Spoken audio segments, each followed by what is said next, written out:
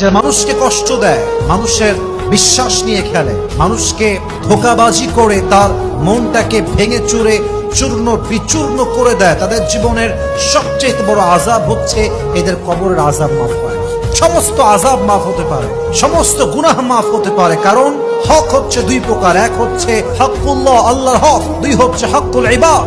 যে বান্দা আল্লাহর হক নষ্ট করে, আল্লাহ চাইলে তাকে মাফ করতে পারে, কিন্তু যেই বান্দা আরেক বান্দার হক নষ্ট করে, ওই বান্দা যতক্ষণ পর্যন্ত মাফ না করে তার গুনাহটা মাফ হয় না। কবরে এটা আজীবনের জন্য আযাবের কারণ হয়ে যায়। অতএব কাউকে কষ্ট দেওয়ার পূর্বে হাজারবার ভাববেন, এই কষ্ট আজকে আপনি দিবেন, আজকে বিশ্বাস নিয়ে খেলবেন, আজ কারো মন ভাঙবেন, আপনি আগামীকাল কবরের বাসিন্দা হয়ে যাবেন। কিন্তু ওই বান্দা যদি আপনার কষ্ট পেয়ে কেঁদে যায়, কষ্ট পেয়ে মন ভেঙে যায়, আপনাকে মাফ না করে, আপনার কবরের সমস্ত আযাব মাফ হয়ে গেল।